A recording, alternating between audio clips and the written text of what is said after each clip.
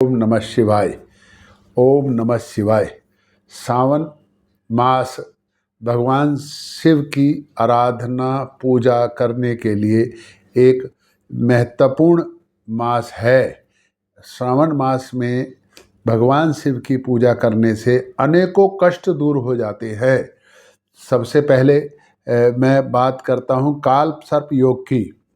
जिनके भी काम काल सर्प योग से रुके होते हैं वो बहुत छोटे छोटे से उपाय इस श्रावण मास में करेंगे तो वो तुरंत दूर हो जाएंगे। उदाहरण के लिए, अब किसी को कालसर्प योग है और उसको कुछ काम बन नहीं पा रहे हैं, रुकावट आ रही है उनके कामों में, क्योंकि साधारणतः देखा यह गया है कि बनते हुए कामों में कहीं ना कहीं रुकावट आ जाती है। तो करना कुछ नहीं, नाग नागिन का जोड़ा लेना है, सोमवार वाले दिन भगवान शिव पर अर्पित करके आ जाना है। इतना सा छोटा सा उपाय है और इससे भगवान शिव खुश होते हैं। और वहाँ बैठ कर के आप नीचे मैं मंत्रों का भी उल्लेख करूँगा अपने कमेंट्स बॉक्स में, तो वहाँ पर आप उन मंत्रों को देख सकते हैं और पूरी विधि भी मैं उसके अंदर लिखूँगा कि कैसे है, तो आप उसके अंदर पढ़ सकते हैं। वहाँ लिख तो उसके अनुसार आप कालसर्प योग की पूजा खुद भी जाके कर सकते हैं, ब्राह्मण से को भी जा कर के करवा सकते हैं। करना क्या है, जल का अभिषेक करना है, फिर दूध का अभिषेक करना है, फिर जल का अभिषेक करना है, फिर चंदन से त्रिपुट बनाना है, जनेऊ भगवान को चढ़ाना है और चावल अर्पित करने हैं, और उसके बाद नाग नागिन का जोड़ा भगवान शिव को अर्पित कर देना है। इतना सा करने से काल प्रभ दोष का जो दोष है वो दूर हो जाता है। अच्छा, अगर मान लो आपको नहीं है काल प्रभ दोष, तो लेकिन जिस विधि से मैंने बताया, हर सोमवार को जाकर के कम से कम इतना तो करें कि जल चढ़ाए, दूध चढ़ाए, फिर जल चढ़ाए, फिर जनेऊ चढ़ाएं, फिर चंदन लगाएं, त्रिपुट लगाएं भगवान शिव को और चावल चढ़ाएं। आप इसमें दूध के साथ शक्कर का अभिषेक भी कर सकते हैं, दही से भी कर सकते हैं, और अनेकों प्रकार की सामग्रियां हैं जिनसे भगवान शिव का अभिषेक, जलाभिषेक किया जा सकता है। तो आप उन सब का भी यहाँ पर इस्तेमाल कर सकते हैं। नहीं तो मेरे को फ़ोन करके राशि के अनुसार किस राशि को किसका अभिषेक करना है इसका भी उल्लेख है। लेकिन साधारणतः सब लोग, जैसा मैंने पहले बताया, कि जल से करें, फिर दूध से करें, फिर जल से करें, फिर जनेऊ चढ़ाएं, चंदन का त्रिपुट बनाएं, चावल चढ़ाएं, ये सब कर सकते हैं।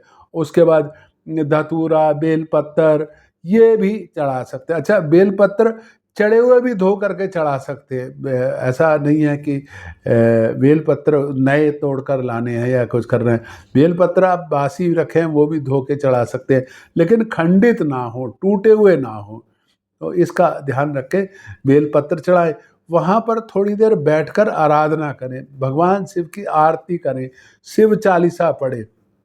और सावन मास है, अगर इस महीने में शिव पुराण का पाठ करें, रोज 900 पृष्ठ है मेरे ख्याल से उसके अंदर, तो 25-30 पृष्ठ 15-20 सवेरे पढ़ लें, 15-20 शाम को पढ़ लें। जितने भी ये बहुत ही शिव पुराण का पाठ जो करना है, ये बहुत चित्र आप बिल्कुल ऐसा है ना कि जो काम बिल्कुल हो ही नहीं रहा, लगता है कि ये काम हो नहीं रहा, तो वो इस काम से हो जाता है। नहीं तो साधारणतः देखने तो यह है कि जितने भी सोमवार आते हैं उनमें अगर जलाभिषेक भी करें तो बड़े रुके से रुके सारे काम उसके अंदर हो जाते हैं। नहीं तो एक छोटा सा और उपाय कर सकते हैं कि एक कटोरी में खीर भर के सोमवार वाले दिन आप किसी को भी दान कर दें, ब्राह्मण को दान करें, सबसे बढ़िया है ना। लेकिन दान करते वक्त पूरे भाव से दान करना है। और अगर गलती से आपने चांदी की कटोरी में खीर भर के दान कर दी तो आपके आप धन धान्य या कहीं पैसा रुका हुआ है, कुछ है, तो वो सारा कर्जा है, वो सारा कर्जा माफ़ हो जाएगा।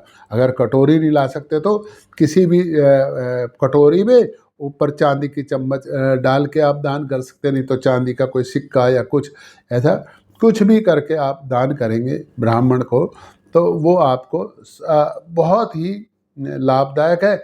और ख़ास करके अगर किसी के ऊपर कर्जा चढ़ा हुआ है या कहीं पैसे रुके हुए हैं या कुछ है, तो वो इसमें बड़ा लाभ मिलता है।